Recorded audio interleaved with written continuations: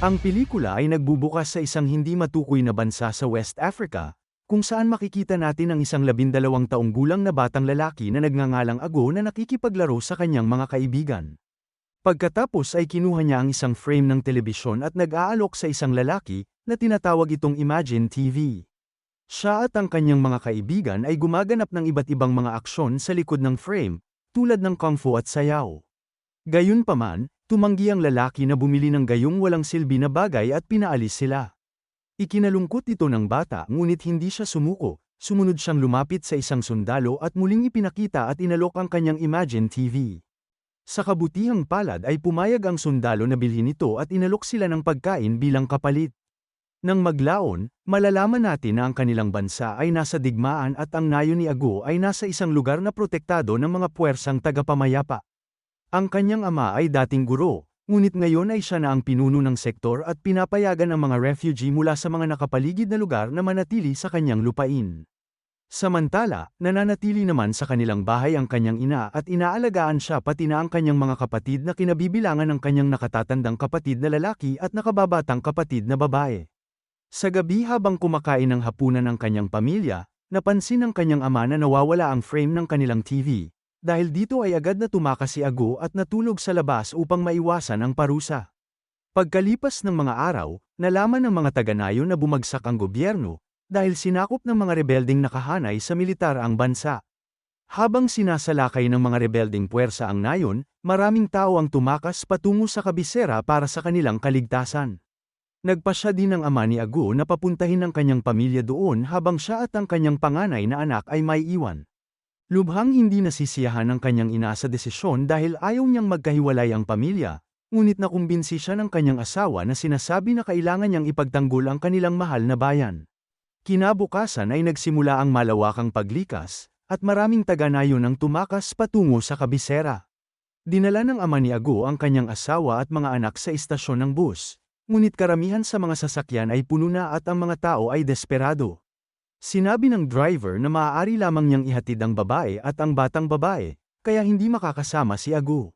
Nakipagtalo sa driver ang kanyang ama at nag-alok ng malaking halaga ng pera, ngunit tumanggi ang driver. Sa huli, ang ina at nakababatang kapatid na babae lamang ang umalis, habang si Ago ay nananatili kasama ang kanyang ama at kapatid na lalaki. Pagkaraan ng mga araw, ang nayon ay nahuli sa isang labanan sa pagitan ng mga puwersa ng gobyerno at mga rebelde.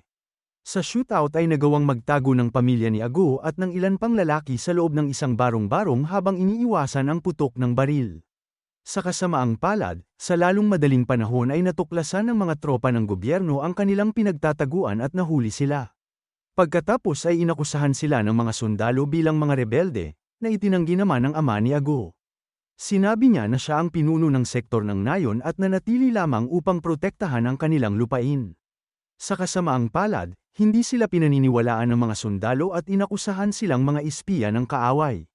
Pagkatapos ay binaril at napatay ang ama ni Ago, at ang kanyang panganay na kapatid ay dumanas din ng parehong kapalaran.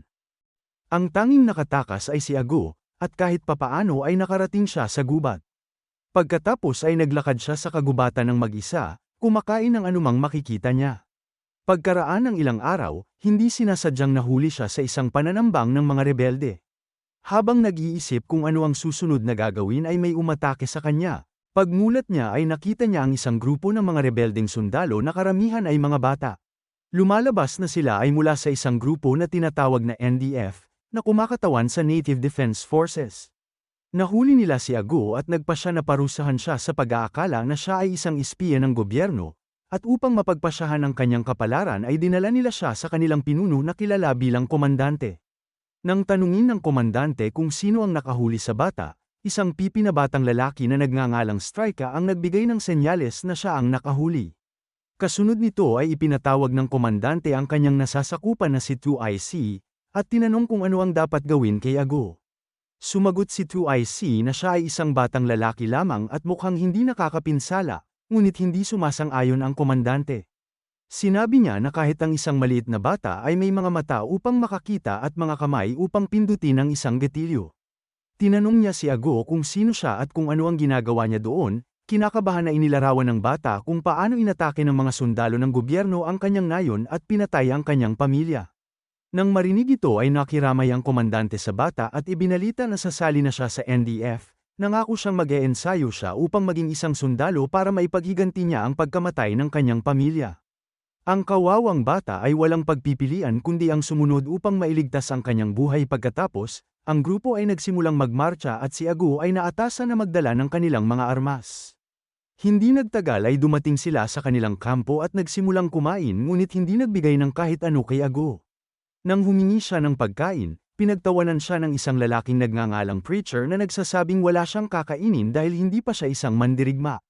Sa halip ay inutusan niya ang bata na tumayo, hanggang sa hilingin nila sa kanya na siya'y huminto. Samantala, si Striker ay ipinatawag sa opisina ng komandante na atubili nitong sinunod. Sa mga sumunod na araw, dumaan si Ago at ang iba pang mga bata sa matinding pagsasanay para sumali sa NDF. Sinasabihan din sila ng komandante ng propaganda na sinasabing unti-unti nang nananalo ang NDF sa digmaan at malapit na nilang muling makasama ang kanilang mga pamilya. Ang mga batang lalaki ay pinahirapan sa pamamagitan ng may apoy na kahoy, binubugbog, sinusugatan gamit ang armas, at inililibing sa mga hukay. Sa panahong ito ay nakipag-ugnayan si Ago kay Striker dahil sila ang pinakabata at magkasing edad. Pagkatapos ng ilang pagsasanay ay umalis sila sa kampo at nagplano ng sorpresang pag-atake sa mga sasakyan ng gobyerno na dumadaan sa isang tulay. Pinatay nila ang lahat sa pag-atake maliban sa isang tao na nakaligtas sa putok ng baril, pagkatapos ay hinuli siya ng NDF at nagpatuloy sa pagpapahirap sa kanya. Ang lalaki ay nagmamakaawa at umiiyak, na sinasabing siya ay isang inhinyero lamang na dumating upang ayusin ang tulay. Siya ay nagsusumamo na palayain ngunit ang komandante ay walang awa. Binigay niya ang isang itak kay Ago at inutusan itong patayin ang lalaki.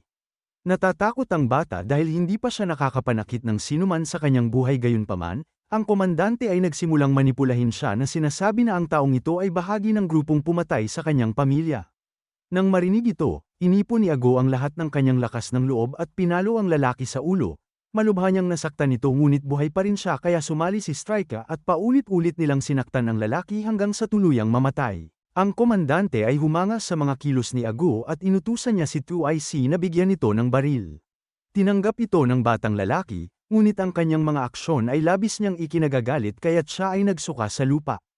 Kinabukasan ay nagmarcha sila papunta sa isang kalapit na nayon at pinatay ang maraming sundalo ng gobyerno doon, pagkatapos ay nagdiwang sila sa pamamagitan ng pagsasagawa ng isang ritual at paggamit ng droga. Nang maglaon, ipinatawag ng komandante si Ago sa kanyang silid at sinabing humahanga siya sa kanyang mga ikinikilos. Ipinaalam din niya sa kanya na balak nilang pumunta sa kabisera sa lalong madaling panahon, kung saan makikita niya ang kanyang ina. Ito ay ikinasabik ni Ago, at ang komandante ay nagsimulang gumamit ng ilang mga gamot. Pagkatapos ay humiga siya sa kama at hiniling sa bata na pasayahin siya. Makalipas ang ilang sandali, umalis si Ago sa silid na kitang-kita ang pagkabalisa matapos na salakayin ng komandante. Agad na nilapitan ni Striker ang kanyang kaibigan at tahimik siyang inaliw dahil naranasan na din niya ang sitwasyon na ito. Kinabukasan, medyo wala si Ago sa kanyang sarili at nahihirapan na isipin ang nangyari sa kanya. Nang makita ito ay sinubukan ni Preacher na aliwin siya at binigyan siya ng ilang mga gamot na naging dahilan upang makalimutan niya ang lahat. Sa hapon, ang grupo ay dumating sa isang nayon at nagsimulang manggulo sa mga lokal. Pumasok sila sa isang bahay at nakita ang isang babae at ang kanyang maliit na anak na babae na nagtatago sa isang sulok, si Ago na may tama pa ng droga hanggang ngayon ay niyakap ang babae at tinawag na kanyang ina. Ngunit sa lalong madaling panahon ay napagtanto niya na siya ay nagkakamali lamang at hindi niya ito ina. Pagkatapos ay napansin niya si Striker at ilang mga lalaki na binubugbog ang batang babae at kalaunan ay pinatay ito, samantala, ang ina ay sinalakay ni Preacher. Ang pangyayari ay labis na pinandidirihan ni Ago kaya binaril na lang niya ang babae upang maiwasan na masaktan. Di nagtagal, nakatanggap ang komandante ng sulat mula sa Supreme Commander na pinangalanang Goodblood. Ipinatawag pala ni Goodblood ang grupo sa himpilan ng mga rebelde upang makipag-usap sa kanila. Pagkatapos ay tinipon ng komandante ang kanyang mga sundalo at sinabihan silang maghanda sa pag-alis. Sinabihan din niya sina Striker at Ago na huwag aalis sa tabi niya dahil nagmamalasakit siya sa kanila. Kinabukasan ay dumating ang grupo sa opisina ni Goodblood, doon ay naiinip ang komandante sa kanyang superior dahil wala pa rin siyang utos na atakihin ang kabisera. Iminungkahi niya na magpatuloy sila, ngunit ipinaalam sa kanya ni Goodblood na nagbago ang kanilang mga plano at hindi na sila aatake sa kabisera. Inihayag din niya na ang komandante ay hindi mapopromote tulad ng inaasahan niya, at sa halip ay tinanggal sa kanyang posisyon.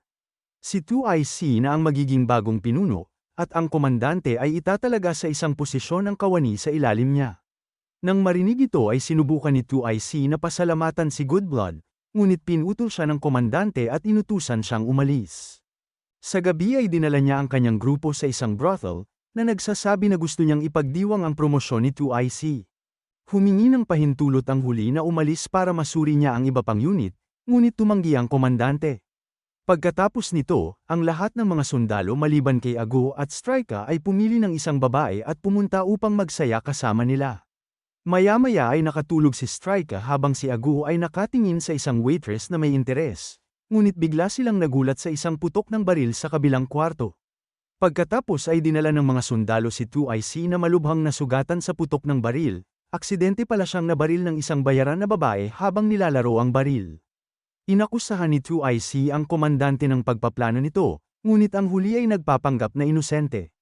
Ang babae na bumaril kay 2IC ay sinubukan na tumakas, ngunit binaril siya ni Ago. Samantala, ang may-ari ng brothel ay binaril din ni Strika. Sa sumunod na eksena, makikita si Ago na sumisinghot ng droga na nagpapahiwatig na siya ay naadik na dito. Pagkatapos ay naglakad siya upang suriin ang nasugatan na si 2IC, na bumubulong sa kanyang huling hininga na ang lahat ng kanilang ginawa ay walang kabuluhan. Matapos pumanaw ni 2IC, naiwan si Ago na nagagalit at masama ang loob. Nagpanggap din ang komandante na malungkot at ipinahayag kung gaano kahalaga sa kanya si 2IC.